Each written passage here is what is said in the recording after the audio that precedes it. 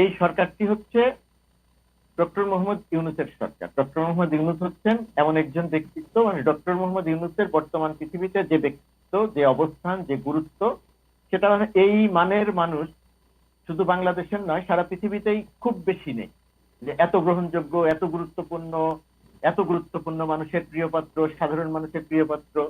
তো সেরকম একটি সরকারের কাছে বাংলাদেশের মানুষের আসলে বিপুল প্রত্যাশা।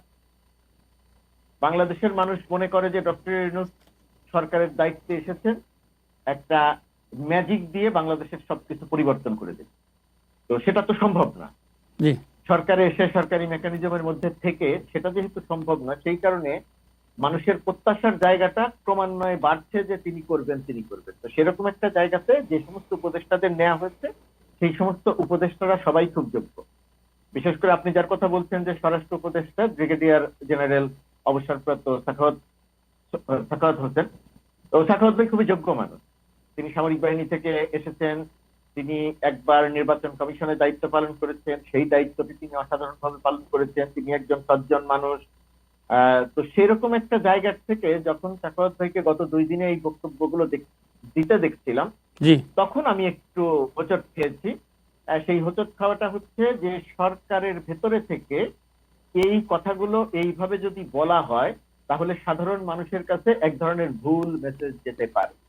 এই কারণে সরকারকে সতর্ক করার জন্য, যাতে তারা এই কাজগুলো না করেন, সেই কারণে আমি আজকে গতকালকে ডেইলি স্টারে আমি লিখেছিও এই বিষয়টি নিয়ে। সম্ভবত আমি প্রথম ব্যক্তি যে এই সরকারের একজন উপদেষ্টার কার্যক্রমকে নিয়ে বা কথাকে নিয়ে আমি একটু লিখলাম মৃদু সমালোচনা।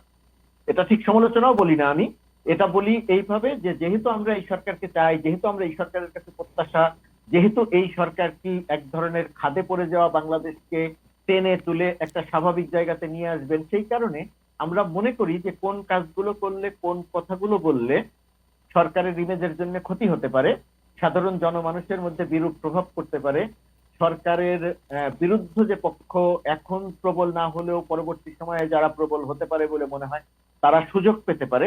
সেই কারণে সরকারকে সতর্ক করার অংশ হিসেবে আমার কাছে মনে হয়েছে ব্রিগেডিয়ার জেনারেল অবসরপ্রাপ্ত সাখাওয়াত হোসেন গত 2 দিনে যে কথা বলেছেন, এই কথাগুলো, এই রাজনৈতিক বক্তব্যগুলো এইভাবে মানে দেয়া উচিত না, না দিলে ভালো।